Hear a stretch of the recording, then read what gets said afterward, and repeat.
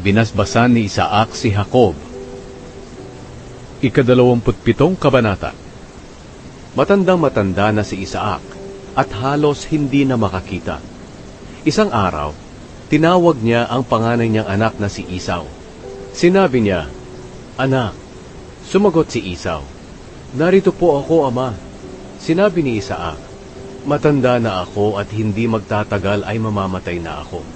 Mabuti pang kunin mo ang pana mo. Pumunta ka sa bukid at mangaso ka para sa akin. Pagkatapos ipagluto mo ako ng paborito kong pagkain at dalhin mo agad ito para makakain ako.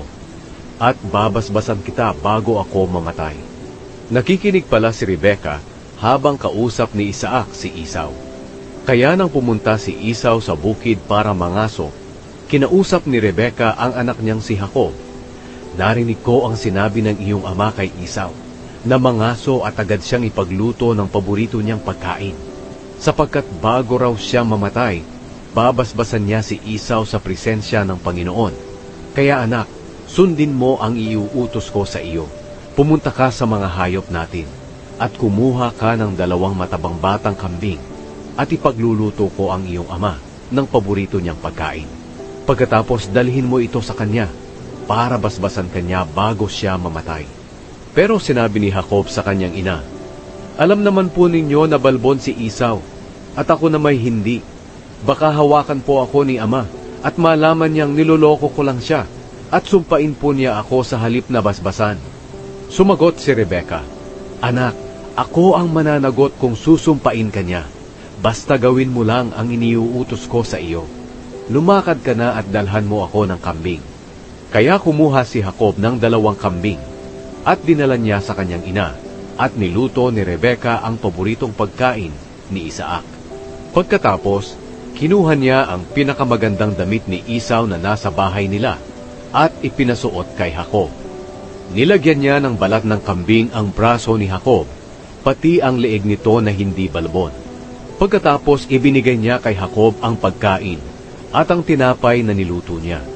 Dinala iyon ni Jacob sa kanyang ama at sinabi, "Ama," sinabi ni Isaac, "Sino ka ba, anak ko?" Sumagot si Jacob, "Ako po si Esau, ang panganay niyong anak. Nagawa ko na po ang iniutos ninyo sa akin. Bumangon po kayo at kumain ng pinangaso ko, para mabasbasan niyo po ako." Sinabi ni Isaac, "Anak, paano mo ito nahuli agad?" Sumagot si Jacob, "Tinulungan po ako ng Panginoon na inyong Diyos." Sinabi ni Isaac, "Lumapit ka sa akin, anak ko, para mahawakan kita kung ikaw nga talaga si Esau." Kaya lumapit si Jacob, at hinawakan siya ng kanyang ama at sinabi, "Ang boses mo ay parang kay Jacob, pero ang braso mo ay parang kay Esau." Hindi nakilala ni Isaac si Jacob, dahil ang braso niya ay balbon din, katulad ng kay Esau. Bago niya basbasan si Jacob, nagtanong pa siya, "Ikaw ba talaga si Esau?" Sumagot si Jacob, "Opo, ako nga po." Sinabi ni Isaac, "Sige nga, dalhin mo rito ang niluto mo mula sa pinangaso mo, at pagkatapos kong kumain ay babasbasan kita." Kaya't binigyan siya ni Jacob ng makakain at maiinom, at kumain siya at uminom.